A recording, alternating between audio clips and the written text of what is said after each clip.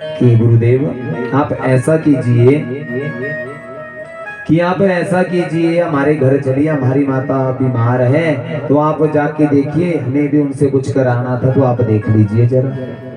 जैसे ही घर में गए हैं, घर में जैसे ही प्रवेश किया तो मैया को कहने लगे उनके पुत्र कि मैया बड़े पूज्य हुए महात्माएं हैं, इनके चरणों में प्रणाम करो।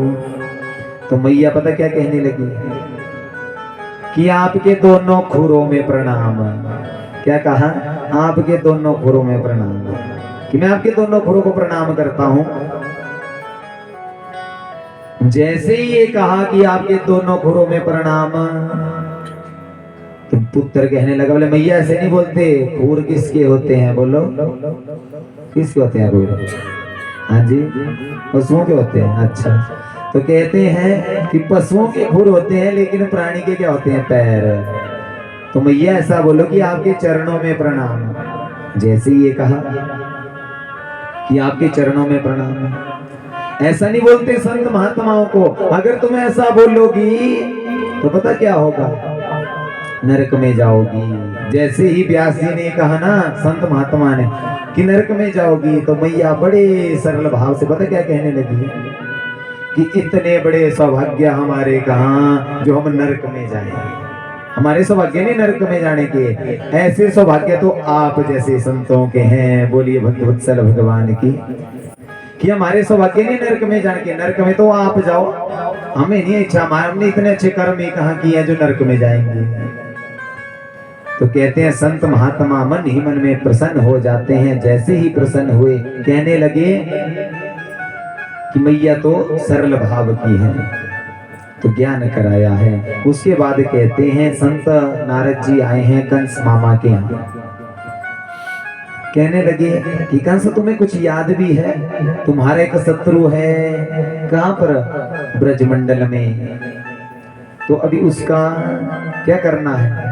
मर्दन भी करना है, उनको मारना भी तो है। आप इतने प्रतापी राजा हैं। तो कंस पता क्या कहने लगा? बोले उसको मारने के लिए मैंने पूतना को भेजा। और किसको भेजा?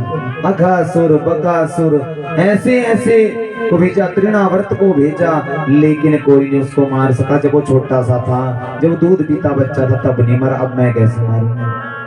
संत नारद जी कहने लगे तुम्हें भगवान शिव से धनुष प्राप्त हुआ था, उस धनुष के जरिए तुम उसके प्राणों की हत्या कर दो। जैसे ही कहा तो कंस को बात अच्छी लगी। बोले तुम उस धनुष के लिए मेला रख दो, मेला रख दो उस धनुष के लिए। जैसे ही धनुष के लिए मेले का भाव जगाया है और अक्रूर जी को अपने यहाँ बुलाया है।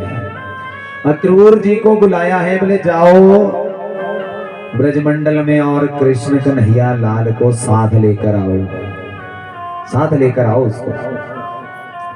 जैसे ये कहा अक्रूर जी कहने लगे, बोले ना मैं नहीं जाने वाला। बोले बच्चों की हत्या आप करोगे और पाप मेरे सिर पर भी चढ़ेगा।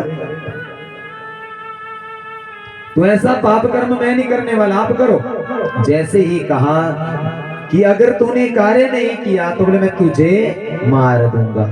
अब अक्रूर जी को चिंता हो गई किस बात की कि अगर मरने